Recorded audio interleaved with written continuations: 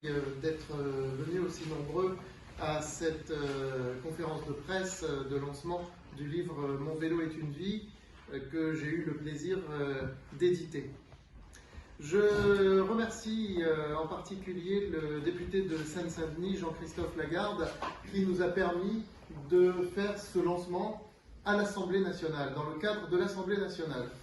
L'Assemblée nationale, quel grand symbole! Le lieu où sont faites, créées, fabriquées les lois qui régentent nos comportements. Des lois. Est-ce qu'il en faut en plus? C'est un grand débat. Dès qu'il s'agit de vie humaine, tout le monde s'accorderait quand même à peu près à dire qu'il faut des lois en plus. Et justement, c'est ce que l'auteur de ce livre, que, encore une fois, j'ai eu le plaisir d'éditer, Mon vélo est une vie, Teodoro Bertuccio, défend comme idée dans ce livre, qu'il faudrait des lois supplémentaires pour le partage de la route, pour ne plus qu'il y ait tous ces morts qu'il y a en vélo, le chiffre atteignant 180 par an sur l'année 2019, un chiffre qui est tout à fait excessif. Lorsque Teodoro m'a demandé si je pouvais éditer son livre, c'est bien sûr avec plaisir et enthousiasme que j'ai accepté. Le livre étant un superbe média qui n'est pas un média instantané, qui est un média qui dure quelque part dans le temps. On dit que de la page, jaillit la connaissance. Donc c'est non seulement un outil d'information, mais un outil de connaissance et de prise de conscience. Et ce livre fait prendre conscience de beaucoup de choses, et en particulier à quel point il est nécessaire de partager la route. J'ai donc le plaisir aujourd'hui de lancer ce livre, de faire connaître officiellement au grand public.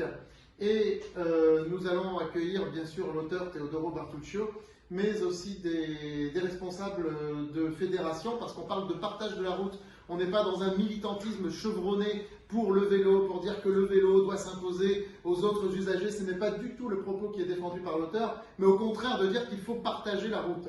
Donc partager avec les motards et partager avec les automobilistes. Nous avons donc le représentant de la Fédération des motards en colère et le représentant de la Fédération 40 millions d'automobilistes à qui je vais donner la parole successivement avant que l'auteur ne la prenne lui-même. Voilà, donc Didier Renoux, représentant de la Fédération française des motards en colère, excusez-moi, qui va prendre la parole. Je peux me prendre une promotion instantanée. Voilà. Merci de me laisser la parole. Effectivement, on a eu le plaisir, donc, avec la Fédération française des motards en colère, de se regrouper avec 40 millions d'automobilistes et Mon vélo est une vie pour défendre des valeurs communes, qui sont des valeurs, effectivement, comme tu l'as souligné, de partage de la route.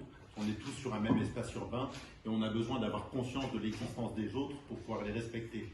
Et avoir conscience de l'existence des autres, c'est avoir conscience en ce qui nous concerne de notre fragilité et avoir conscience en ce qui concerne les autres qui sont peut-être un petit peu plus massifs dans leurs automobiles, de l'existence des usagers vulnérables que nous sommes pour que nous soyons protégés. Et en ça, on a quelque chose de commun avec Mon vélo est une vie, c'est que la Fédération française des motards en colère est très investie dans la formation et nous avons une grosse volonté d'apprendre et d'enseigner.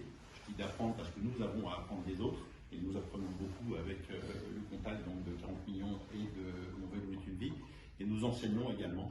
Nous sommes agréés par l'Éducation nationale pour partager l'expérience avec les enfants. Nous avons des stages post-permis qui sont essentiels, qui sont agréés par l'Europe. Et c'est vraiment un domaine essentiel que la formation et l'information de tous les usagers de façon à se respecter les uns les autres.